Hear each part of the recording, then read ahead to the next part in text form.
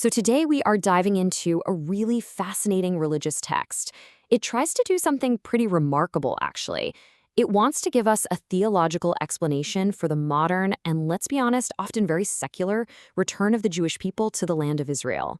Think of it as a kind of blueprint for finding the sacred inside what looks, on the surface, to be totally profane. And it all kicks off by tackling this huge paradox that sits right at the heart of modern Jewish history. Right, so for almost 2,000 years, the Jewish hope for redemption was all about a miracle, a divine intervention, a Messiah showing up on clouds of glory. But that's not what happened, is it? The return to Zion that we actually saw was driven by politics, by pioneers who are often not religious at all, and by the regular natural flow of history. So how in the world do you square that circle?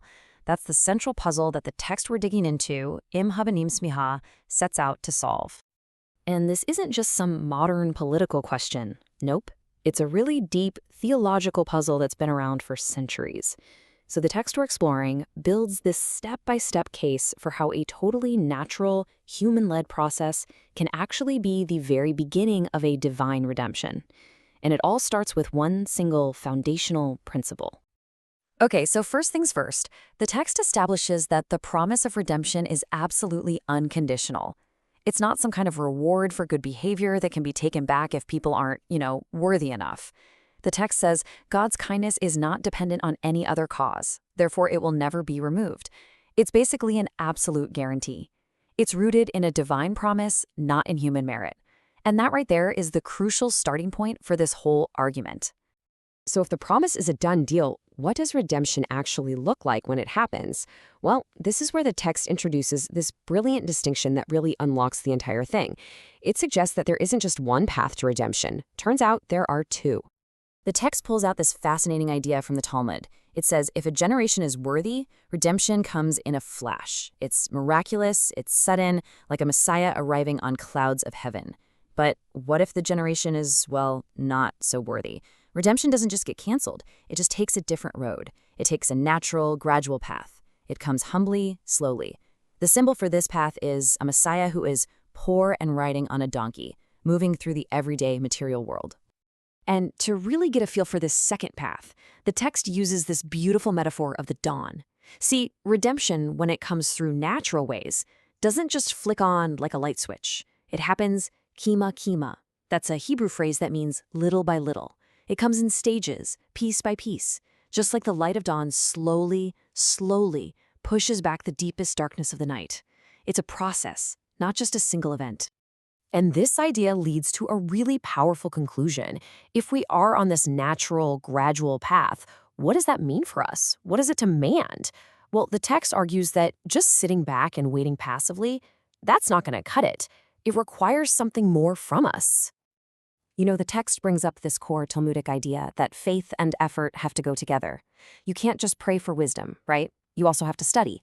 You can't just pray to be wealthy. You have to get out there and do business. And the same thing applies on a huge national scale. Praying for redemption is absolutely essential, but if you don't have corresponding action and effort, it's just incomplete. The book uses the biblical story of Jacob as its star witness here. So Jacob's on his way out of the land, but he has this moment of realization. He decides he has to turn back. Now, crucially, he doesn't just wish he could go back, he takes physical action. He starts the journey himself.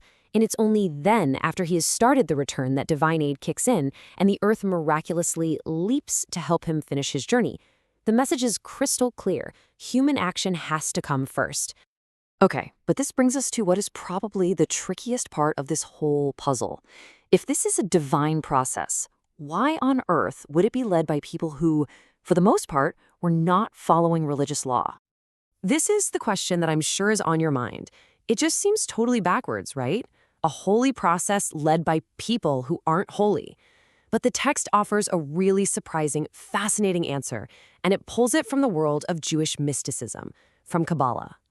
The answer is all about a mystical concept called hiding the redemption. The idea is basically this. When a huge holiness is trying to come into the world, it's really vulnerable. There are these spiritual forces, these heavenly accusers that might try to stop it. So to protect this fragile holy process, God intentionally hides it inside a non-holy exterior, a shell, or in Kabbalistic lingo, a klippa, to basically sneak it past the cosmic opposition. So what this means is that the secular nature of the early pioneers wasn't a bug in the system, it was a feature. It was the perfect camouflage. The heavenly accusers would look down at this movement, all focused on farming, politics, state building, and they'd seen nothing spiritual, nothing worth prosecuting. They wouldn't have a clue that inside this very profane shell, a holy fruit was growing. The text even reframes the pioneers. They're not seen as willful sinners, but as infants captured among Gentiles. Basically, people who are unaware of their heritage, but have a pure soul deep down inside. So once you have this framework in your mind, the author starts to look at modern history in a whole new way. It's not just a series of random events anymore. It's the visible unfolding of this hidden, gradual redemption. He's literally reading the signs. And this is where the whole argument gets really concrete.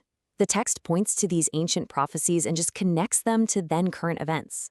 The Talmud says the most obvious sign of the end times is when the land of Israel, which was desolate for centuries, starts giving its fruit again, which, hey, started happening in the 20th century.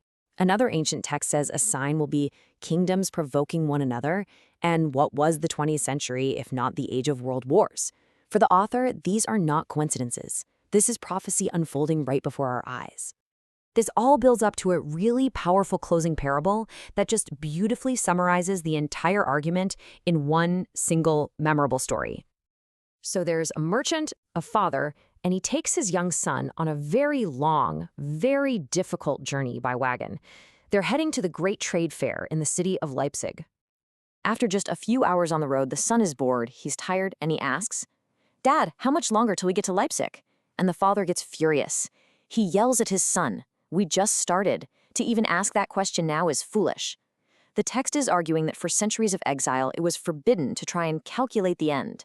The journey had only just begun.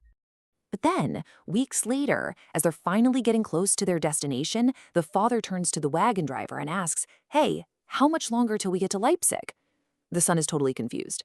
"Dad," he says, "why did you get so mad at me when I asked that, but now you're asking the same exact thing?" And the father replies with the punchline of the entire book, "Because now we are under the walls of Leipzig. Now it is permitted to ask." The author's whole point is that we're no longer at the beginning of the journey. We can see the signs. We're approaching the destination. So what this text, I'm habanim smecha, really gives us is a framework. It's a way of seeing a divine hand at work inside the natural, messy flow of human history. It's a pretty radical rereading of both prophecy and current events. And it leaves us with this big, provocative question for our own time. If history really is a text filled with signs, how do we learn to read it? And how do we decide what counts as a sign today?